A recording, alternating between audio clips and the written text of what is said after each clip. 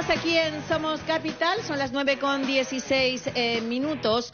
Nos acompaña el día de hoy para precisamente analizar esta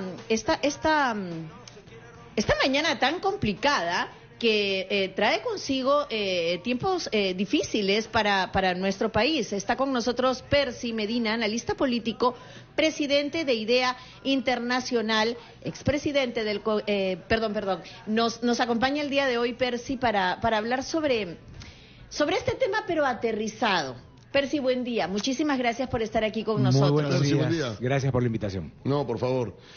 ¿Qué va a pasar? Porque es la pregunta que se hace el peruano de a pie, ¿no? ¿Qué va a pasar con lo que está pasando, con lo que va a pasar en el Congreso de la República? Nadie lo sabe y nadie puede saberlo. Por eso no tendrías que traer analistas políticos, sino tendrías que traer a alguien con una bola de cristal claro, que trate de adivinar, ¿no? Choi y Porque sus secuaces. hay demasiados elementos que podrían cambiar el curso de los acontecimientos, y eso tiene que ver también con una institucionalidad muy débil, ¿no? O sea, nuestras instituciones son muy débiles, no tenemos partidos políticos, y eso hace muy difícil que en el Congreso haya una representación orgánica, ¿no? Son 130 personas que responden a intereses más que a una ideología o a una cohesión programática, ¿no? Entonces, eso hace todo mucho más difícil de prever. Yo entiendo que la Junta de Portavoces, y después van a tener que atender a Salvador de Solano, que todo digamos es un tema, pero en realidad, ¿por qué se da esto? ¿Por qué crees tú que hemos llegado a este extremo? Bueno, estamos viendo de alguna manera la punta de un iceberg, ¿no? La parte visible es todo este entramado, digamos, de tensiones entre el Ejecutivo y el Congreso, que lo hemos visto en los últimos 3 años, ha sido una relación difícil, pero detrás de todo esto, como decía, está la crisis de los partidos, ¿no? No tenemos partidos, está la crisis en general de la política para representar a la gente. El Congreso no está sabiendo representar a la gente, y no sino ya desde hace muchos años, porque no hay nexos, no hay vínculos entre los congresistas, que son los representantes, y la ciudadanía, porque el congresista está ahí puesto ¿por quién? Por los votos de las personas, y las personas los han puesto ahí, ¿para qué? Para que representen sus intereses, sus demandas, sean su voz, ¿no es cierto? Y eso es lo que se ha roto, y se ha roto en muchos países del mundo, ¿no? No es un asunto exclusivamente peruano, solo que en el Perú vemos un caso bastante extremo, y ese es el asunto que hay que resolver de fondo. El tema no es la fecha de las elecciones, el tema no es, en fin, esos detalles, sino cómo hacemos para reconstruir un sistema político. Percy, ¿cómo tomamos esto? El presidente Martín Vizcarra afirma que no detener el actual proceso será tomado por el Ejecutivo como la segunda vez que se niega la cuestión de confianza. Mandatario sostiene que irá hasta las últimas consecuencias. Gobierno disolverá el Congreso si se continúa con la elección del TC. ¿Cómo tomamos este ultimátum? Bueno, quizá en una entrevista no es fácil, la entrevista que ha dado el presidente no ha sido fácil ver los detalles, pero esto es un asunto bastante regulado legalmente. Entonces, de acuerdo con la Constitución, el presidente presenta cuestión de confianza, es decir, le dice al Congreso, ¿estás tú de acuerdo con esta política que yo quiero seguir? Y el Congreso dice, ¿estoy de acuerdo o no estoy de acuerdo? Si el Congreso dice, estoy de acuerdo, entonces se tiene que seguir en consecuencia lo que ha planteado el Ejecutivo, ¿no es cierto? Si el Congreso dice no estoy de acuerdo, entonces el Ejecutivo tiene que retirar esa política o esa propuesta, ¿no? Pero si ocurre una negación de confianza en 2 oportunidades, el presidente de la República puede, es una facultad, no es una elección, puede disolver el Congreso y convocar elecciones inmediatamente. En el tiempo en el que ese Congreso no funciona, sesiona la comisión permanente. No es que nos quedamos sin Congreso. El Congreso sigue teniendo una función, pero no a través de los 130, sino de la comisión permanente, que funciona hasta que hay un nuevo Congreso elegido para completar el periodo del actual. Es que yo te escucho, te entiendo y tú eres experto y tal, pero... Muy complicado. ¿Sabes qué? Es que siento impotencia como ciudadana, como muchos peruanos que me pueden estar escuchando. ¿Por qué? Porque nuestras autoridades en este momento, el núcleo de autoridades, pareciera que están viviendo una realidad, o sea, son 2 países, ¿no? La realidad política es un país y la realidad del día a día que nos estamos cayendo es otra. Exacto, por supuesto. Entonces, no entendemos cómo ya hace tanto tiempo vienen arrastrando un tema que, si bien es cierto, es de importancia, es mucho más importante lo que está sucediendo acá. Hay un descontrol en cualquiera de las aristas que yo te pueda nombrar hay descontrol. Así es. Cada distrito es una salvajada lo que estamos viviendo. Sí, y la gente lo percibe así, ¿no? Como una crisis de la política en general. Por eso es que la ciudadanía desconfía de los políticos, y eso, lo repito, es un fenómeno que se está viendo en muchos países del mundo. ¿Por qué? Porque ahora hay más información, la gente tiene la noticia en el minuto, ¿no es cierto? Hay más capacidad también para ser críticos, para que la ciudadanía exprese su opinión a través de Twitter, de Facebook. Todo el mundo tiene una voz porque tiene una cuenta no todo el mundo, claro, ¿no? Pero cada vez más personas, y los jóvenes de manera muy significativa. Entonces, eso va cambiando también la política en el mundo. Entonces se pregunta, los analistas, quienes estudian estas cosas, se preguntan, bueno, ¿y cómo van a ser los partidos para responder a una dinámica política como esta, que tiene gente muy demandante, muy crítica, que quiere representación y que no la obtiene, es decir, que quiere que su voz sea oída en la política y no consigue gente que represente adecuadamente esa voz?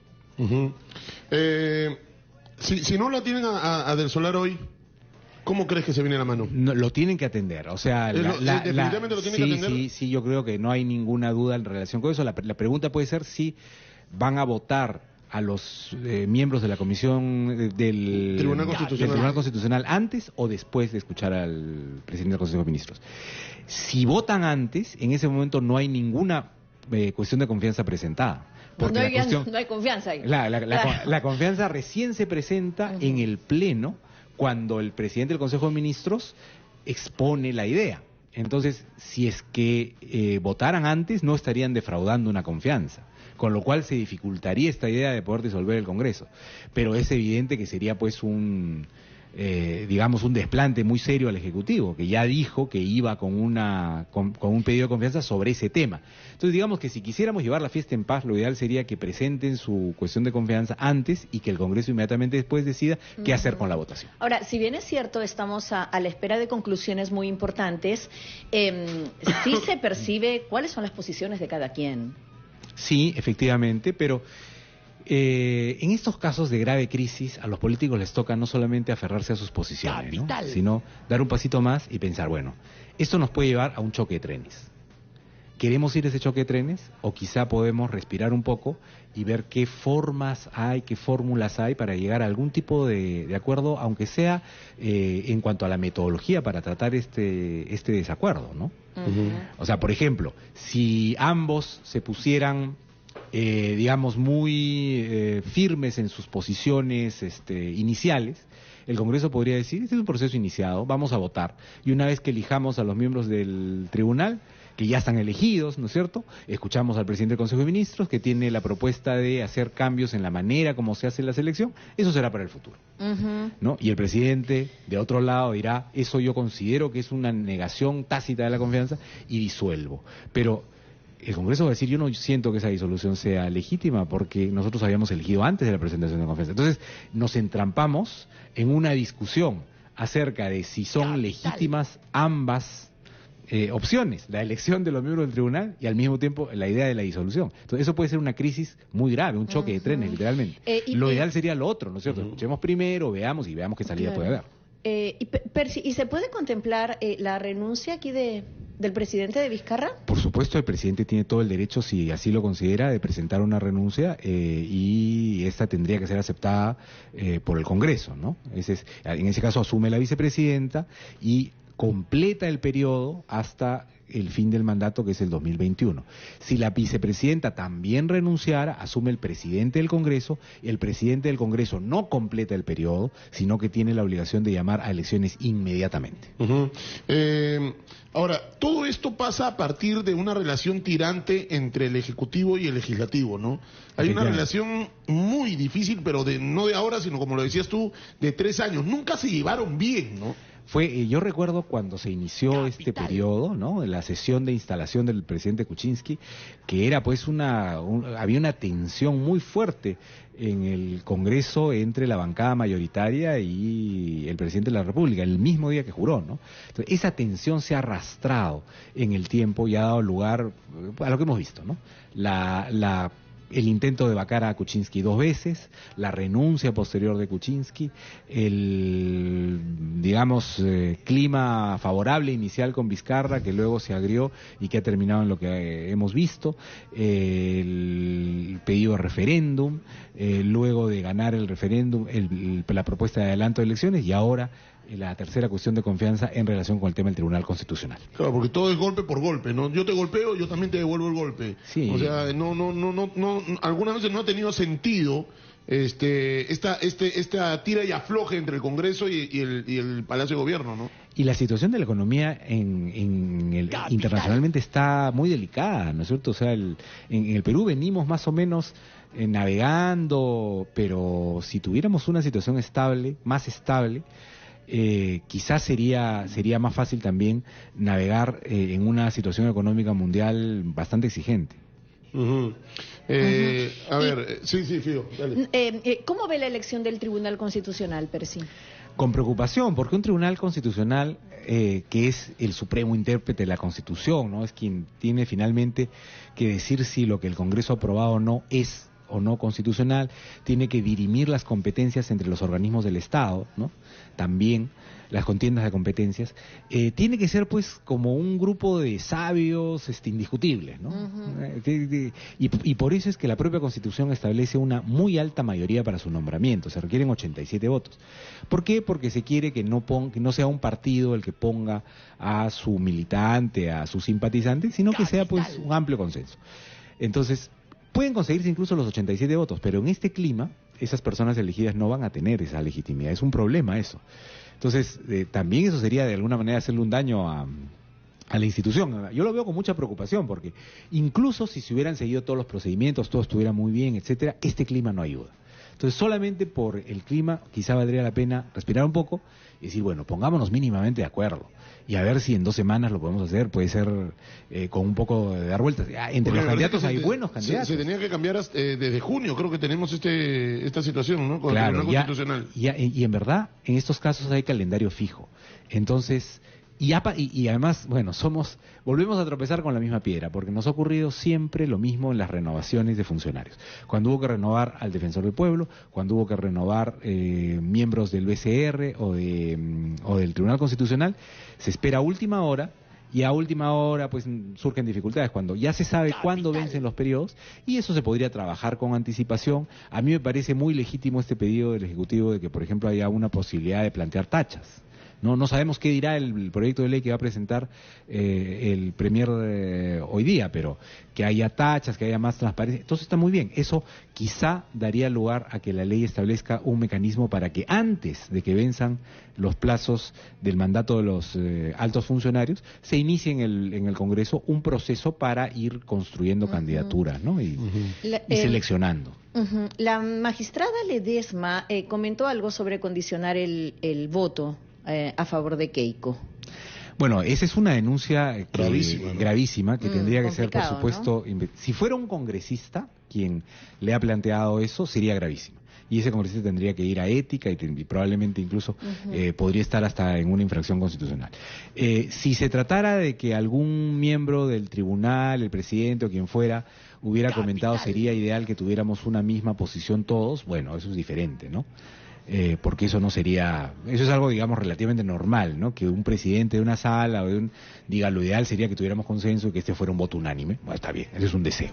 Y eso se consigue en la medida en que se pongan de acuerdo en que lo fundamental se recoge en la sentencia. Eso es, ¿no?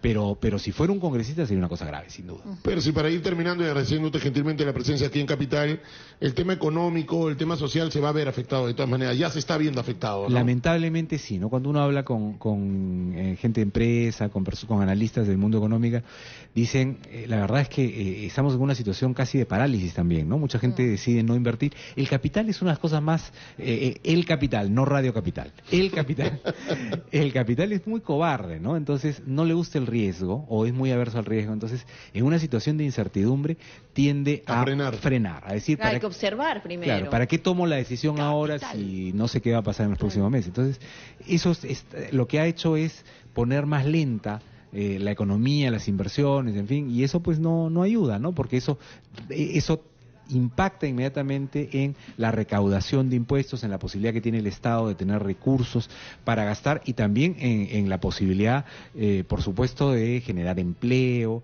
dinámica, en fin, y eso no es bueno.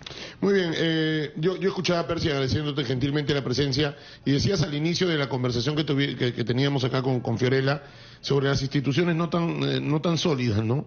¿Por qué? ¿Por qué somos tan débiles en instituciones? Bueno, esa es una buena pregunta y daría lugar a una larga conversación. Pero nuestros partidos son débiles, el Parlamento es débil. En general, la relación entre el Ejecutivo y el Congreso no ha sido sencilla y en situaciones como esta de crisis se vuelve precaria. Hay una serie de elementos que no están funcionando, ¿no? Ahí hay algo que hacer. Algo que hacer, de verdad. Sin duda alguna. Percy, muchas gracias por haber venido, de verdad. Gracias, Percy Medina, analista político. Nos vamos a la pausa, vamos a seguir con este tema tras la misma. 9:32 aquí en Capital.